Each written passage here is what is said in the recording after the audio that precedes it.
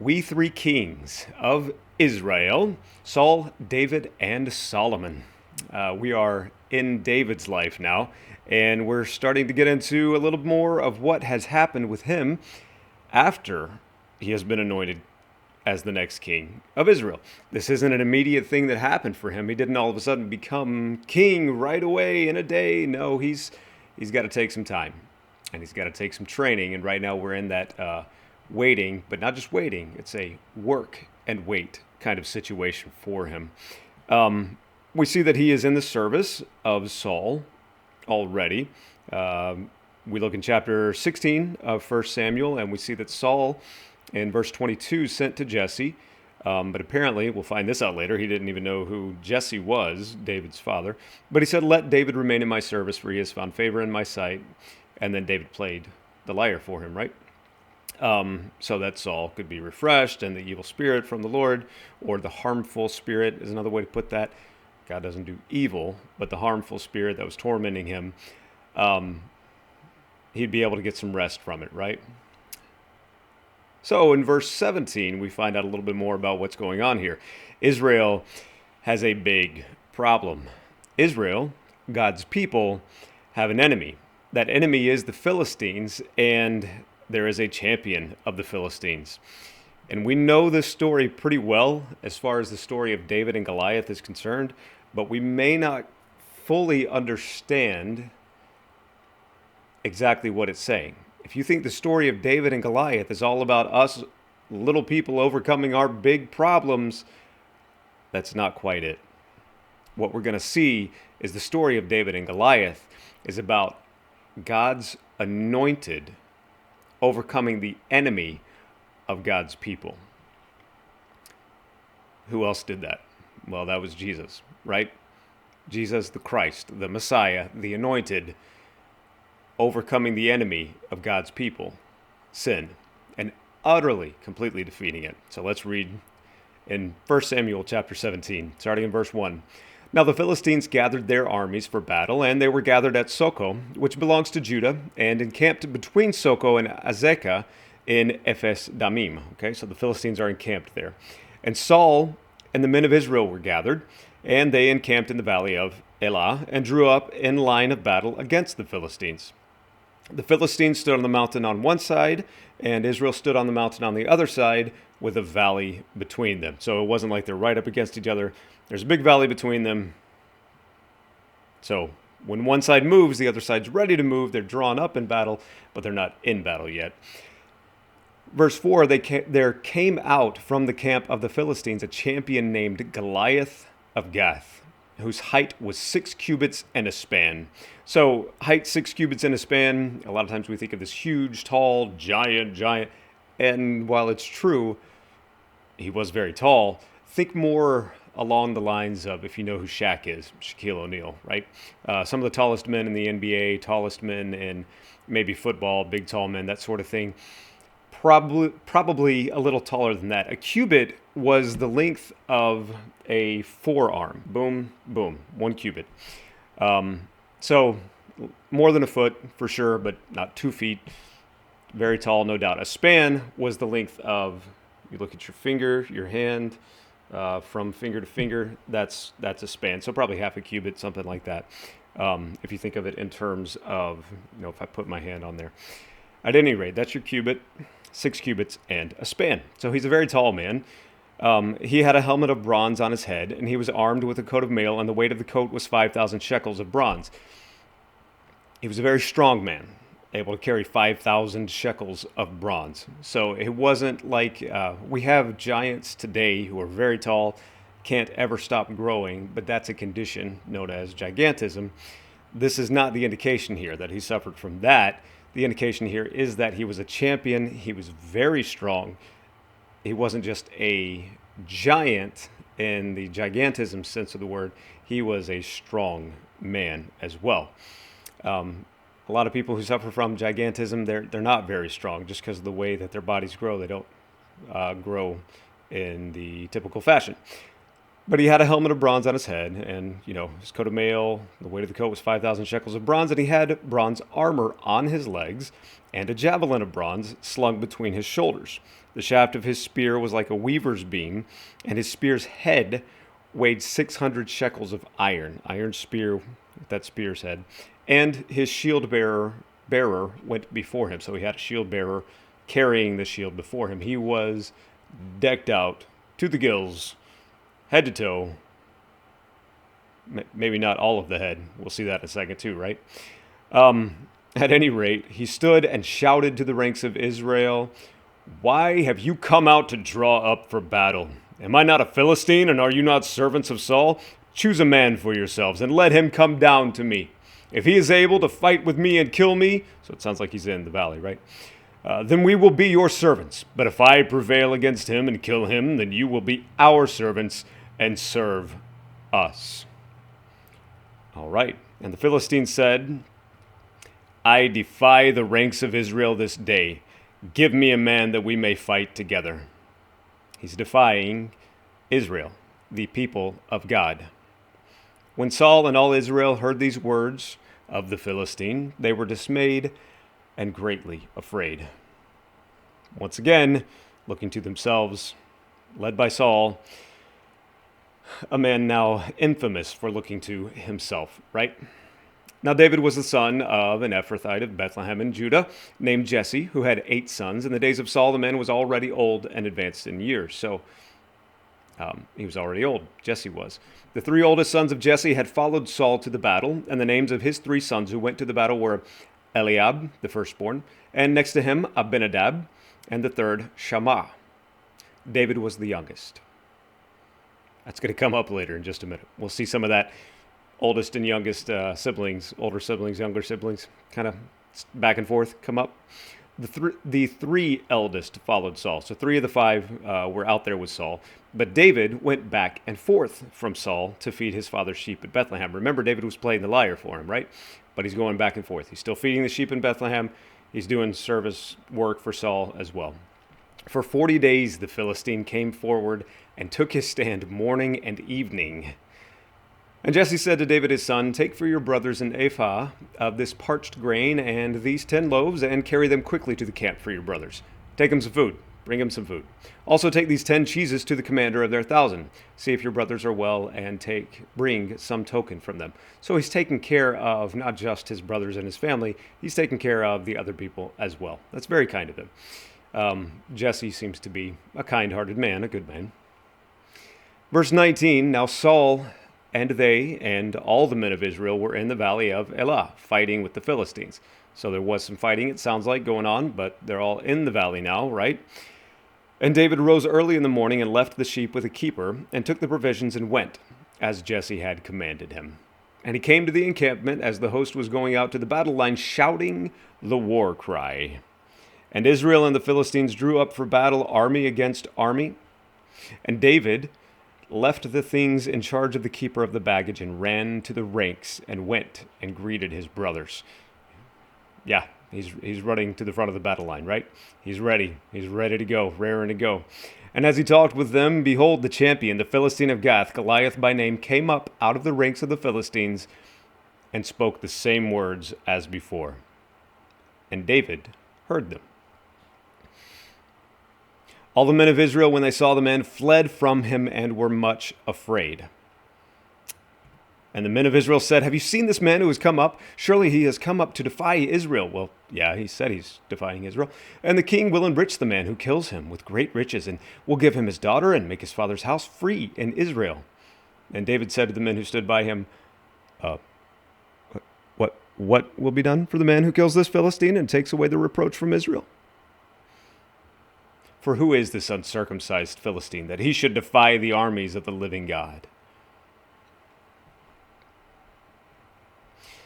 And the people answered him in the same way, so shall it be done to the man who kills him. And the people answered him in the same way, so shall it be done to the man who kills him.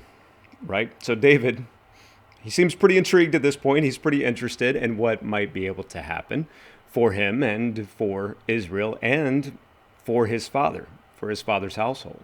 He's very intrigued at this point. Now Eliab, his eldest brother, heard when he spoke to the men. And Eliab's anger was kindled against David, and he said, "Why have you come down? And with whom have you left those few sheep in the wilderness? I know your presumption and the evil of your heart, for you have come down to see the battle." And David said, "What have I done now? Was it not but a word?" So you see this, you have the oldest sibling over here, right, saying to the youngest sibling, "What are you doing down here, little twerp? Why don't you go feed those 3 sheep you have out there, huh? You just want to come and see some action. Get out of here, man." And David said, "What? What did I do? I'm just saying. I'm just talking. I'm just saying things. I don't know what you're talking about." I mean, it's just funny to me, that back and forth that they have there. It's really funny. And he turned away, this is verse 30, and he turned away from him toward another and spoke in the same way. And the people answered him again as before.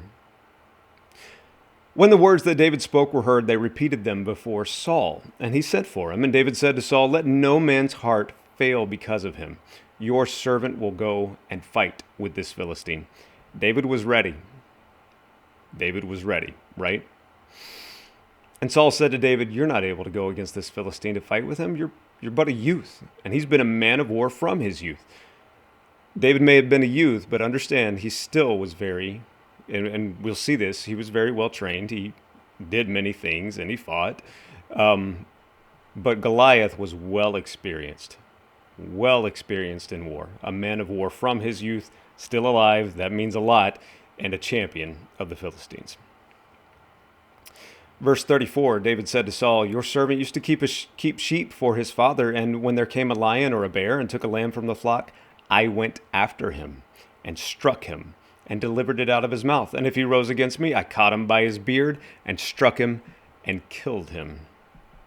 Your servant has struck down both lions and bears, and this uncircumcised Philistine will be like one of them, for he has defied the armies of the living God." And David said, "The Lord who delivered me from the paw of the lion and from the paw of the bear will deliver me from the hand of this Philistine." And Saul said to David, "Go, and the Lord be with you." So David had full confidence, right? Obviously, he had the Spirit of the Lord with him, but he also had experiences that showed him God is with him, and God will protect him, will deliver him. He also believed that this was a man who was defying the people of God. It was an enemy of the people of God, and God could defeat him. God was big enough. David trusted, and he was ready to do. Verse 38, then Saul clothed David with his armor. He put a helmet of bronze on his head and clothed him with a coat of mail. David strapped his sword over his armor, and he tried in vain to go, for he had not tested them. Then David said to Saul, "I can't go with these. I haven't tested them." So David put them off. It's not that David wouldn't necessarily be able to use them, or that he was just a child, so of course he couldn't use them. It was that he hadn't tested them. So he was probably much more comfortable doing what he was about to do, and we'll see that in a minute. Verse 40, he took his staff in his hand and chose 5 smooth stones from the brook and put them in his shepherd's pouch. His sling was in his hand, and he approached the Philistine. Now, the sling was a very powerful weapon. This was not a tiny weapon, and then the Philistine had the big weapons and all that kind of stuff. It wasn't like David was disadvantaged. If anything, he was advantaged against the Philistine. He was smart. He knew what his strength was, where his power would lie, of course, with God ultimately, but he knew how to use a sling. And with that sling, he most likely had practice in keeping the sheep. He probably was slinging it around, trying to hit crickets and ants and things like that, and small targets. So he was almost definitely an excellent shot with the sling.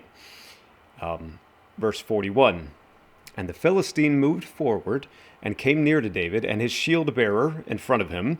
And when the Philistine looked and saw David, he disdained him, for he was but a youth, ruddy and handsome in appearance.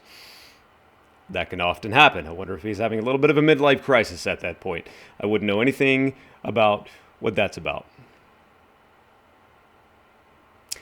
Verse 43, and the Philistine said to David, "Am I a dog that you come to me with sticks?" And the Philistine cursed David by his gods. And the Philistine said to David, "Come to me, and I will give your flesh to the birds of the air and to the beasts of the field." Then David said to the Philistine, "You come to me with a sword and with a spear and with a javelin, but I come to you in the name of the Lord of hosts, the God of the armies of Israel, whom you have defied."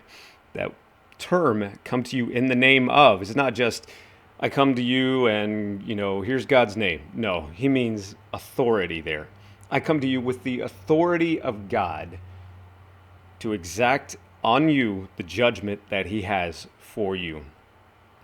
You who have defied the people of God. This day the Lord will deliver you into my hand, and I will strike you down and cut off your head. And I will give the dead bodies of the host of the Philistines this day to the birds of the air and to the wild beasts of the earth, that all the earth may know that there is a God in Israel. Not for my glory, but for God's glory is why I will do it. Verse 47, "And that all this assembly may know that the Lord saves not with sword and spear, for the battle is the Lord's, and he will give you into our hands." All this assembly. Not just those Philistines, the enemies of God, but God's people. That God's people will know that he saves. Not with sword and spear, but the battle is the Lord's. That holds just as true for us today as it did for them. The battle is the Lord's. God saves. Verse 48, "When the Philistine arose and came and drew near to meet David, David ran quickly toward the battle line to meet the Philistine. And David put his hand in his bag, took out a stone, and slung it, and struck the Philistine on his forehead. The stone sank into his forehead, and he fell on his face to the ground." David was a good shot, and God directed the stone as well, right? This was a lethal weapon, the sling was. This is not some super disadvantaged person against some super advantaged person. It's not a story of us overcoming our obstacles, no matter how big they may seem. It's a story about God's anointed and the power that God has given him, defeating the enemy of God's people. We look at that in Jesus, and we see the power that he gave him. The death that looked like death, but in fact, it took that punishment, that condemnation that we deserved for our own sins, and then he rose again. And his resurrection being able to justify us before God and defeat sin and the devil, the enemy of God's people, once and for all. And all we have to do is accept it. We just trust it, what he's already done, his finished work. The people of Israel didn't have to do anything to defeat Goliath when Goliath had been killed. The people of Israel just had to trust that Goliath was killed. And that was it. I mean, it was done. The work was done. There's more to the story, and we'll see that right here in verse 50. "So David prevailed over the Philistine with a sling and with a stone, and struck the Philistine and killed him. There was no sword in the hand of David. Then David ran and stood over the Philistine and took his sword and drew it out of his sheath and killed him and cut off his head with it." For him to be able to take his sword, this was a hefty sword that Goliath would have had, so David was at least strong enough for that, right? "When the Philistines saw that their champion was dead, they fled." Remember, they were supposed to be servants of the Israelites right now, right? But no, they fled. "And the men of Israel and Judah rose with a shout and pursued the Philistines as far as Gath and the gates of Ekron, so that the wounded Philistines fell on the way from Sha'arim as far as Gath and Ekron. And the people of Israel came back from chasing the Philistines, and they plundered their camp. And David took the head of the Philistine and brought it to Jerusalem, and he put his armor in his tent." Verse 55, "As soon as Saul saw David go out against the Philistine, he said to Abner, the commander of the army, 'Abner, whose son is this youth?' Remember, Saul had sent word to Jesse, David's father, probably just saying, 'Send word to his father, I want him to come to me and play the lyre, and I want him to be in my service,' right?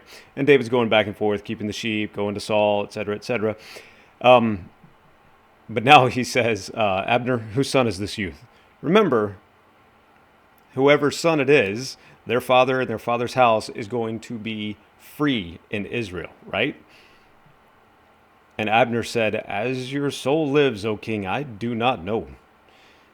And the king said, "Inquire whose son the boy is." And as soon as David returned from the striking down of the Philistine, Abner took him and brought him before Saul with the head of the Philistine in his hand.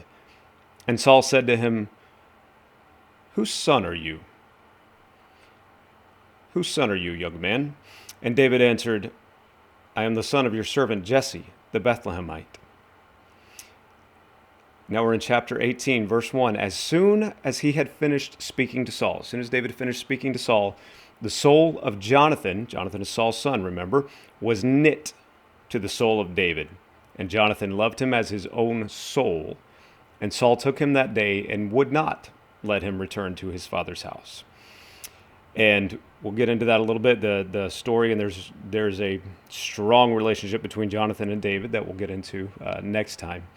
But all that to say that at this point, Saul took him and wouldn't even let him return to Jesse's house. So before that, it sounds like, at least the way the text reads, it sounds like David had been going back and forth. He's playing the lyre. He's going and he's taking care of sheep.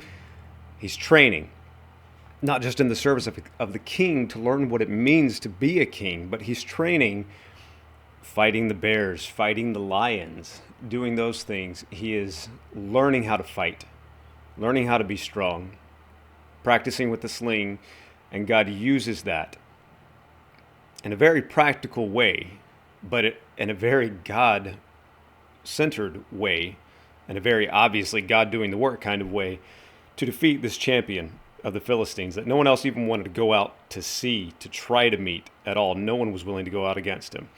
But David said, "I'll go. God can beat him. That's fine. I'll just do whatever he's trained me to do up to this point, and God will take care of the rest." David knew how to trust. He knew how to do while he trusted. Next time we'll get into a little bit of David and Jonathan's friendship, and then Saul's continued response and all of this mess. So come back. Appreciate it. Thanks.